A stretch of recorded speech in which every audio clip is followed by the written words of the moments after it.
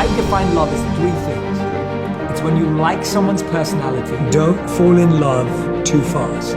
Every single one of us is going to lose someone we love. The biggest misconception about love. It's so interesting how we think love is over. Someone can say, I love you.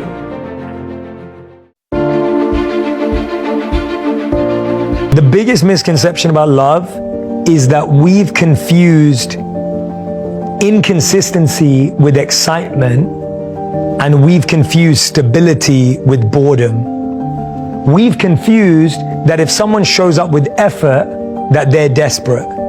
If someone shows up for us with time and energy, we think they need us. We think that if someone actually has space for us, then they must be the loser.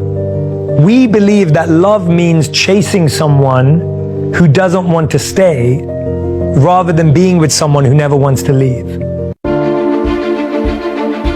It's so interesting how we think love is over caring, right? But actually over caring is over enabling that person and overwhelming that person. Yes, and it's control. If you think about what love really is, and for me, love is two things. It's consideration. It's having someone in mind. If you pour in oat milk instead of the cow milk because that's what they like, that's an act of love. It's also admiration. And admiration is the ability to see something in somebody that you deeply admire. So I define love as three things. Okay. It's when you like someone's personality, it's when you respect their values, and when you want to commit to helping them achieve their goals. That is love in action. That is love in practice. That is love in reality. If I do something for you and I don't expect anything back, that's called love. If I do something for you and I expect it back, that's called a transaction. That's business. That's a contract.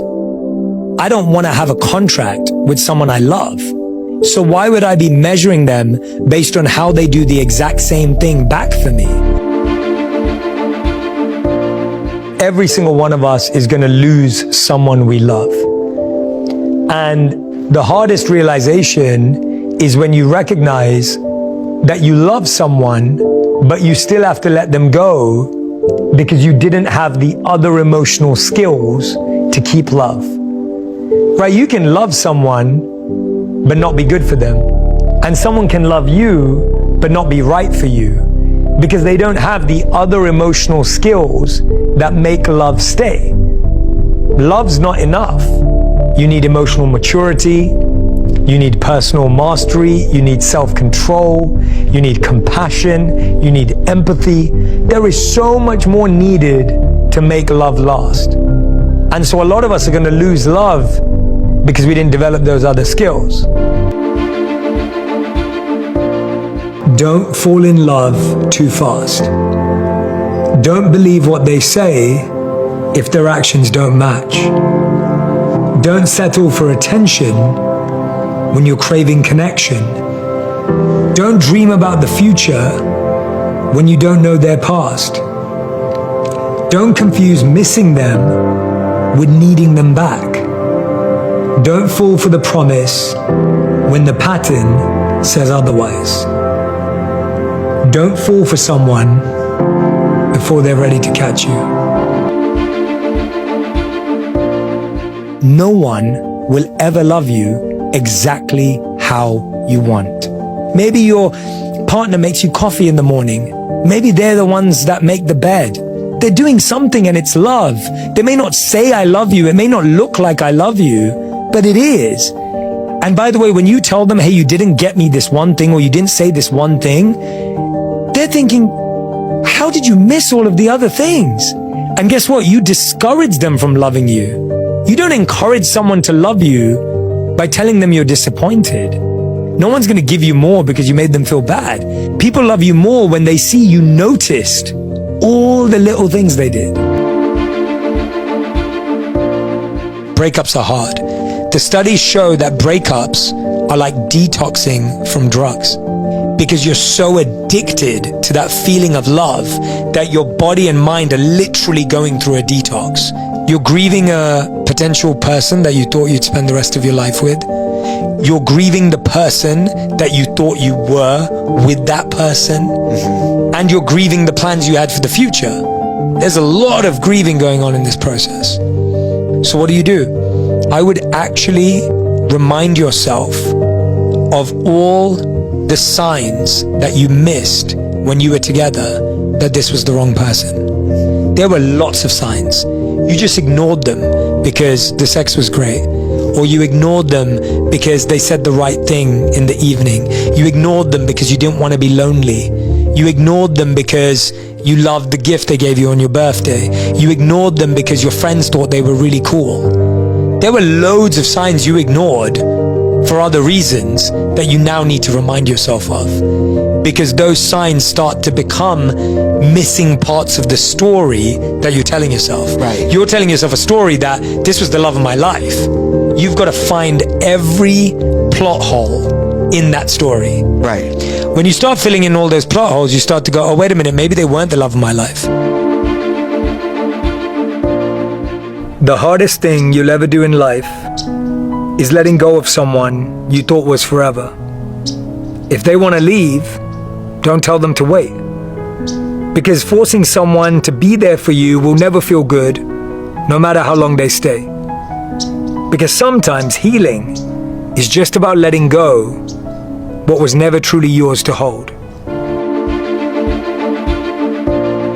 So what's the biggest mistake that you see people making in romantic relationships? There's this beautiful poem that I came across, and I've never been able to find it again. But it was this concept that when you're growing up, you're raised by your parents and your family, and you start constructing your house out of bricks. And the house you build independently has some holes in it, it has some broken bricks, and it has some perfect bricks.